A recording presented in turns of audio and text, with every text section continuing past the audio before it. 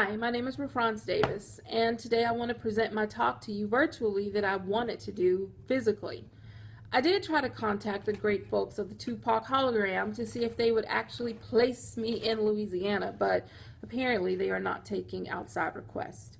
So without further ado, and with the help of a great app called MoveNote and a timer on Google, I am going to do my best to keep to the rule of the 15 seconds per slide. So, here goes. Today I want to talk to you about how I taught to the kids in the back of my classroom. I love the beginning of the school year when the kids thought to see what the kids were really thinking about themselves in math. I didn't do some pre-assessment, that would have been way too easy. Instead, I stood at the door and observed where they sat when they walked in the room. I like to call this the seat assessment. See, what the seat assessment told me was how comfortable they felt that they were going to be with algebra or geometry or algebra 2. Because the ones who thought they would be terrible or who had really big issues with math often sat at the back, and everyone else sat towards the front, and the ones that were kind of halfway sat in the middle.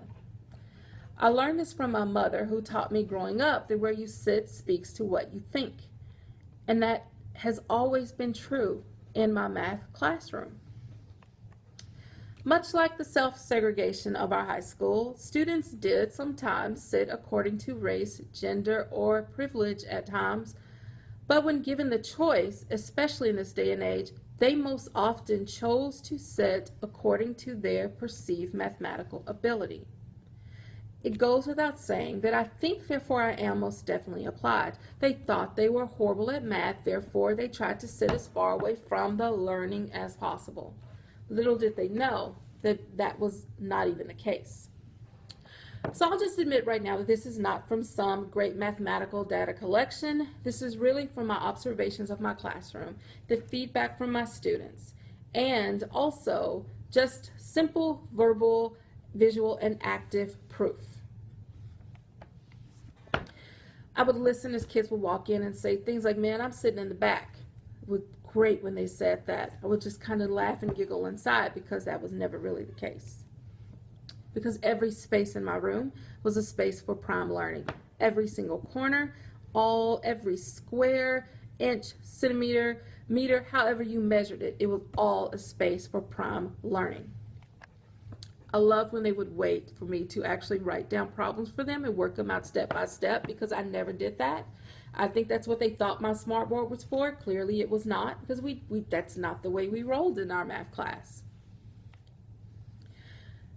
They also thought that they could sit in the back away from the prying eyes of a teacher who would not bother them when they wanted to sleep or do other things. But I love these kids too much to allow them to even sit there and for that to happen.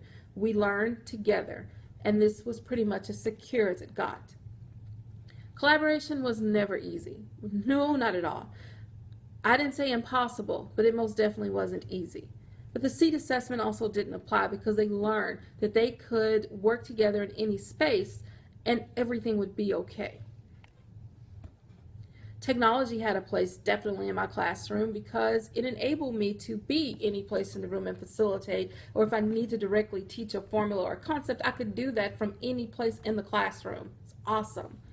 But the corner-to-corner engagement provided through the quick assessments from their cell phones or even from the creativity kept the crotch texting from happening as much as the learning that was enabled through the device itself.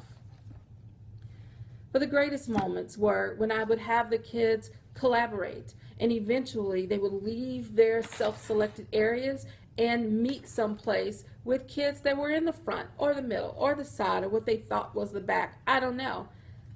But those were the moments that really mattered, when the desk location didn't.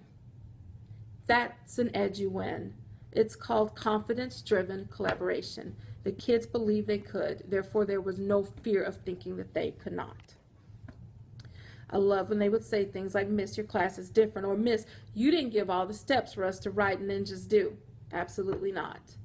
It was their learning environment. It was important for me to make sure that their learning environment adhered to that. But my favorite was, and still is, "Miss, I would have asked you, but all you would have done is turned around and asked me a question, so I did it myself." Most certainly. You want them to learn to be self-reflective. And if you can get that from the kid that thinks they're in the back, you've done your job. Mid-year, here's the fun part. When the new kids would come in and they would sit and declare, I'm sitting in the back of the room. But that was just painfully amazing when a kid that was already there would turn and look and say, good luck with that. Thank you for your time.